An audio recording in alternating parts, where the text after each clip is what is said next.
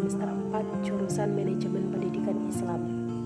Dalam video kali ini saya akan menjelaskan tentang video tutorial analisis regresi berganda dengan SPSS.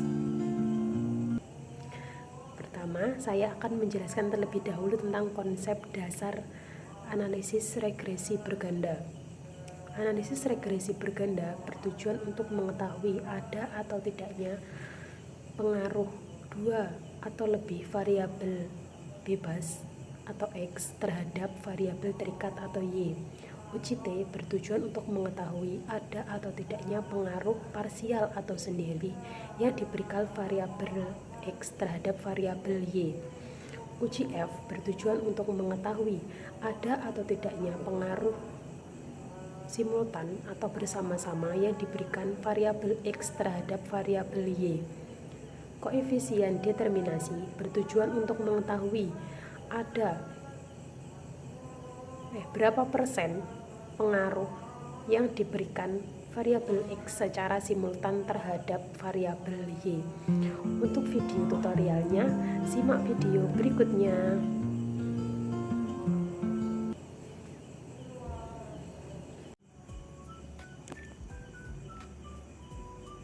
Untuk langkah pertama, kita siapkan datanya terlebih dahulu, kemudian datanya kita blok,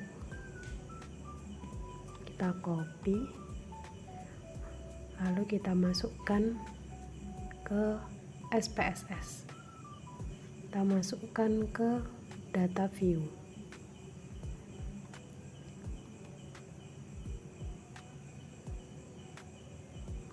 Ini datanya, terus kita ke variabel view, namanya kita ganti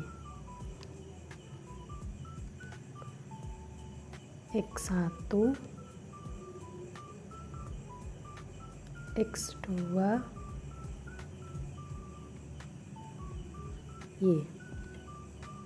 Kemudian labelnya kita kasih nama.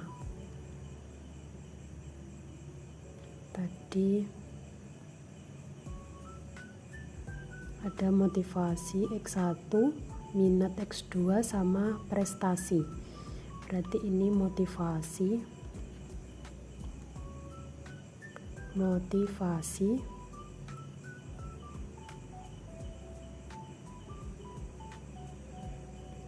minat, dan Y-nya prestasi.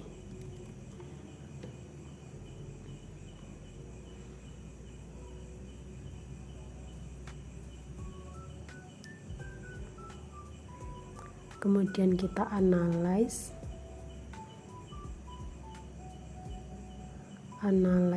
regresi linear. Kemudian motivasi atau X1 kita masukkan ke independence, X2 juga kita masukkan ke independence, Y-nya kita masukkan ke dependent. Lalu kita pencet OK.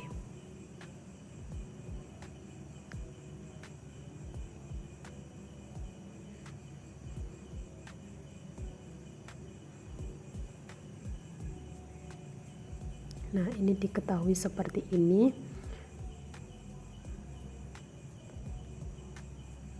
Ini perumusan hipotesisnya.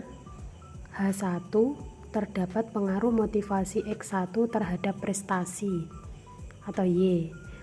H2 terdapat pengaruh minat X2 terhadap prestasi atau Y. H3 terdapat pengaruh motivasi X1 dan minat X2 secara signifikan terhadap prestasi atau Y. Tingkat kepercayaannya 95%. Alfa sama dengan 0,05. Di sini saya sudah menyimpulkan dasar pengambilan keputusan. Dasar pengambilan keputusan uji T, jika nilai sig 0,05 atau T hitung lebih dari T tabel, maka terdapat pengaruh variabel X terhadap variabel Y. Jika nilai sig lebih dari 0,05 atau T hitung kurang dari T tabel, maka tidak terdapat pengaruh variabel X terhadap variabel Y. T tabel sama dengan T dalam kurung alfa per 2 N min K min 1 sama dengan T dalam kurung alfanya tadi 0,05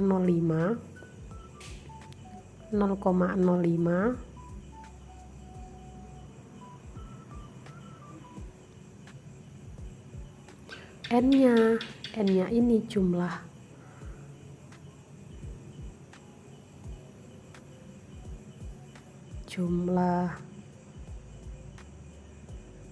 datanya ada 12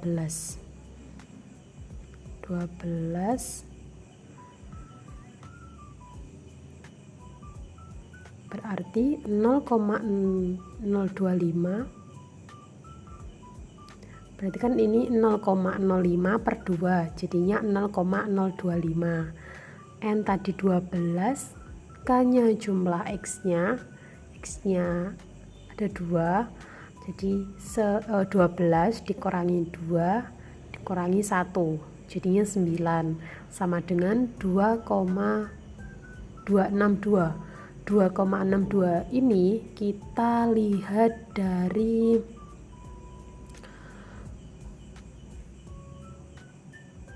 T tabelnya, tabel nilai T kita 0,025 di 9 jadi ini 2,262.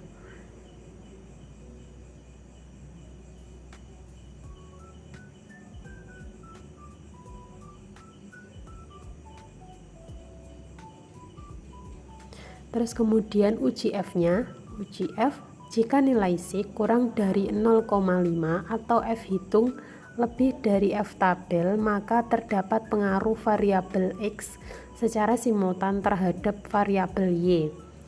Jika nilai sig lebih dari 0,05 atau F hitung kurang dari F tabel, maka tidak terdapat pengaruh variabel X secara simultan terhadap variabel Y. F tabel sama dengan F dalam kurung K, N min K sama dengan F, K nya tadi jumlah X nya 2, N nya tadi jumlah datanya ada 12 min 2, 12 dikurangi 2 hasilnya 10. Jawabannya 4,10 kita lihat dari tabel F. Ini tabel F nya tadi 2 ini 10 jadi hasilnya ini 4,10.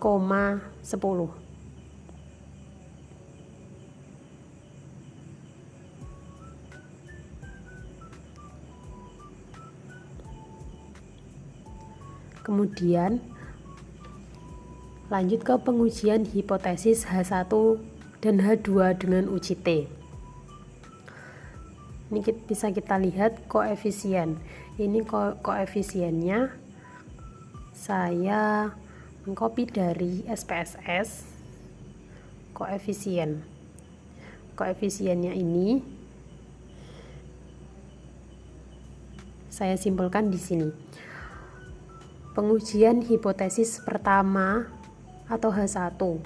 Diketahui nilai sig untuk pengaruh X1 terhadap Y adalah sebesar 0,347. 0,347 berarti ini. Sig untuk pengaruh X1 terhadap Y. 0,347 lebih berarti kan lebih dari 0,05 dan nilai T hitungnya ini 0,992. Berarti kan kurang dari T tabelnya tadi 2,262. Ini T tabelnya ini. Sehingga dapat disimpulkan bahwa H1 ditolak, yang berarti tidak terdapat pengaruh X1 terhadap Y atau tidak terdapat pengaruh motivasi terhadap prestasi. Selanjutnya, pengujian hipotesis kedua atau H2. Diketahui nilai sig untuk pengaruh X2 terhadap Y adalah sebesar 0,007.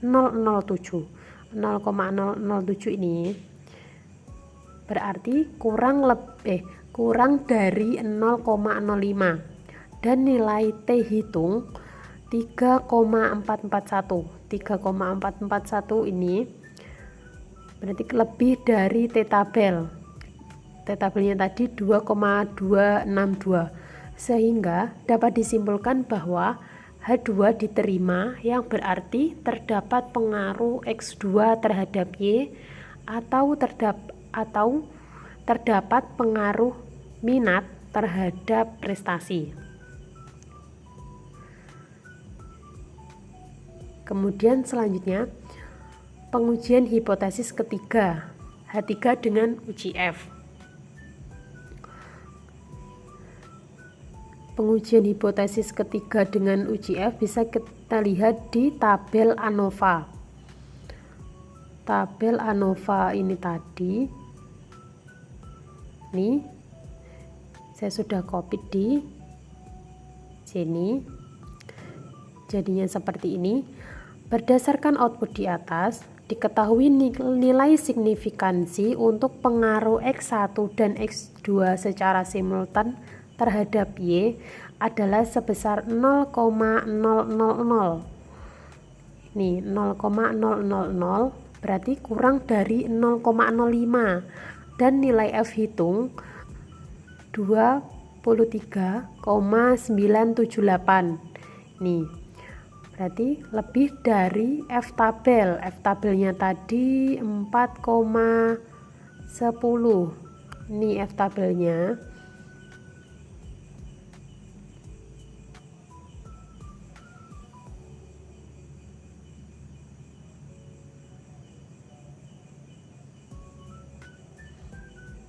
Sehingga dapat disimpulkan bahwa H3 diterima, yang berarti terdapat pengaruh X1 dan X2 secara simultan terhadap Y, atau terdapat pengaruh motivasi dan minat secara bersama-sama terhadap prestasi.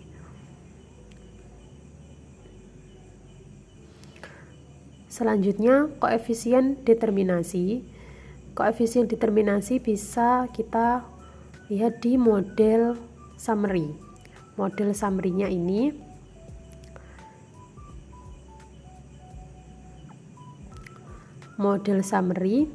berdasarkan output di atas, diketahui nilai R square-nya ini sebesar 0,842. Hal ini mengandung berarti bahwa pengaruh variabel X1 atau motivasi dan X2 atau minat secara bersama-sama terhadap variabel Y atau prestasi sebesar 84,2%.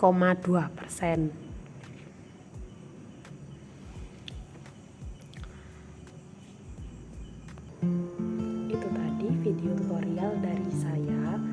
Ada kurang lebihnya saya mohon maaf karena saya juga masih belajar. Mohon maaf apabila ada kesalahan atau kurang dalam hal apapun. Sekian dari saya. Assalamualaikum warahmatullahi wabarakatuh.